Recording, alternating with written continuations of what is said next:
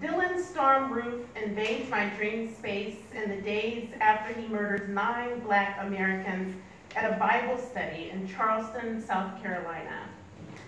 His spirit travels 2,480 miles to reach the interior of my imagination in Los Angeles.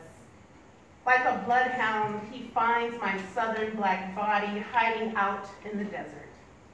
As though terrorizing his victims and their families were not enough, as though destroying the sanctity of an historically Black house of worship were not enough, he comes to me, the girl who grew up kneeling beside her elders in anointed prayer at St. Paul Baptist Church down the street. Unshackled and smug, he comes to me. He comes for me, for us.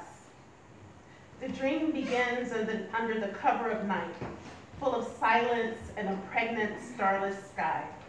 My heart pumps into this blackness. The blackness responds, alive and aware.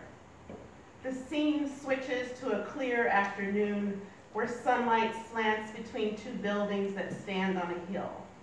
I am walking down a slope to pick my son up from school when I catch a glimpse of a man lurking next to a string of parked cars.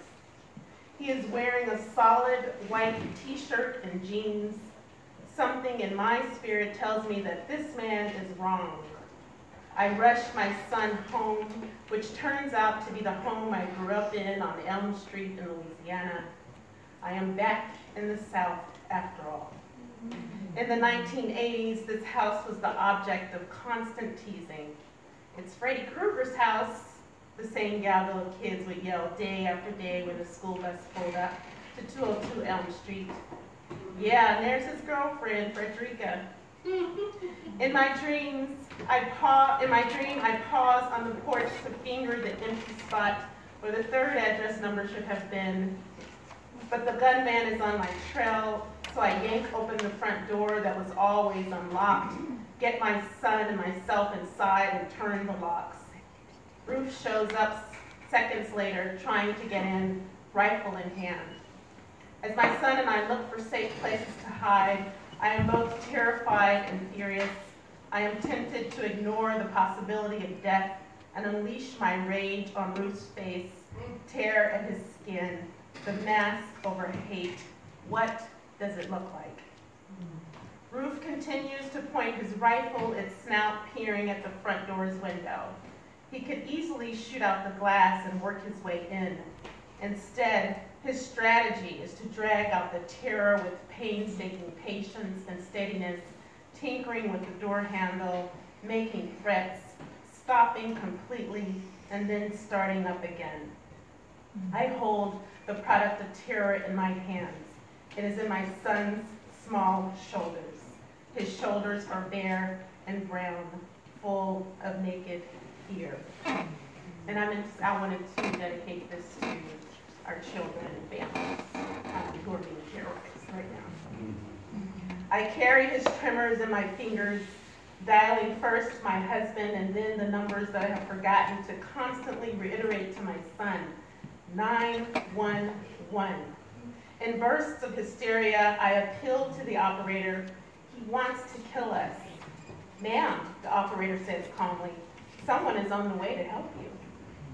When the sheriff shows up, I look out the living room side window facing west.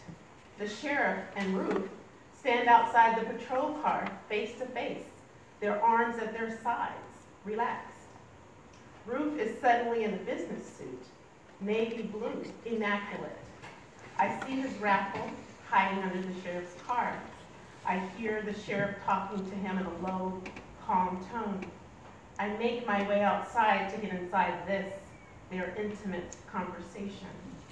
With a screech, my husband drives up, jumps out of his car and lunges for the terrorist, but I lunge for him to restrain him. I envision the handcuffs glaring against his brown wrist. Click, guilty, assault, attempted murder. I hold him down and he holds me down, and in this holding, we begin slowly to regain our composure. We are statues of self-restraint. Wow.